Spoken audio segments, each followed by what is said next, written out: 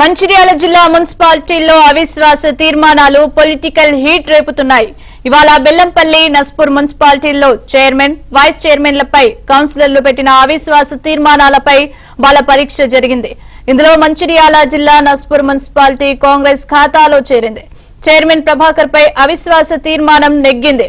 మున్సిపాలిటీల్లో మొత్తం 25 మంది కౌన్సిలర్లు ఉండగా 17 మంది కాంగ్రెస్, 2 సిపిఐ కౌన్సిలర్లు వ్యతిరేకంగా ఓటు వేశారు.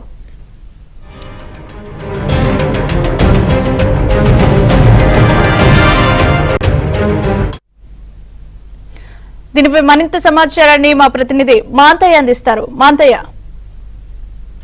అవిశ్వాసం పెట్టిన మున్సిపాలిటీలో కాంగ్రెస్ పార్టీ ఆధిక్యతను చాటుకుంటోంది. ఈ రోజు నస్పూర్ మున్సిపాలిటీ కూడా కాంగ్రెస్ కైవసం చేసుకుంది. నిన్న మంచిర్యాల మున్సిపాలిటీని సంపూర్ణ మెజార్టీతో అక్కడ చైర్మన్, వైస్ చైర్మన్ గద్దెదించిన కాంగ్రెస్ కౌన్సిలర్లు ఈ రోజు నస్పూర్ మున్సిపాలిటీకి సంబంధించి బీఆర్ఎస్ చైర్మన్ ప్రభాకర్ పై అవిశ్వాసం పెట్టారు. బలనిర్వహణ పరీక్షలో కూడా ప్రభాకర్ కు వ్యతిరేకంగా 19 ఓట్లు పోలయ్యాయి.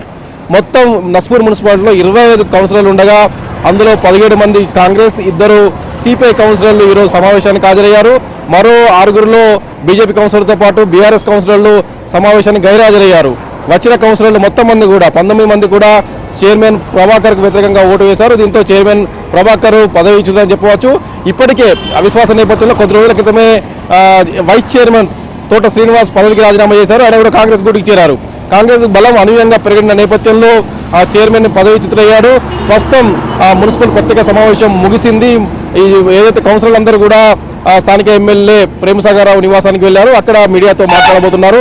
ముఖ్యంగా చైర్మన్ ప్రభాకర్ పై వ్యతిరేకంగా ఉన్న బీఆర్ఎస్ కౌన్సిలర్లు గత కొన్నాళ్ళు కూడా ఆయనపై తీవ్ర అసంతృప్తితో ఉన్నారు. ఇటీవల కాంగ్రెస్ అధికారంలోకి వచ్చిన తర్వాత వారంతా కూడా చైర్మన్ వ్యతిరేకంగా ఉన్న కౌన్సిలర్ అందరూ కూడా బీఆర్ఎస్ నుంచి కాంగ్రెస్ గుడికి చేరారు. దీంతో కాంగ్రెస్ బలం అనూహ్యంగా పెరిగింది.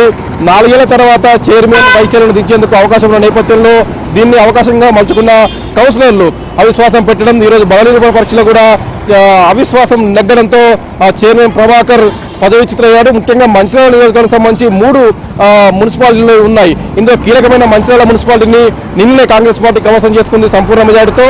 ఈ రోజు నస్పూర్ మున్సిపాలిటీ కాంగ్రెస్ వశమైంది.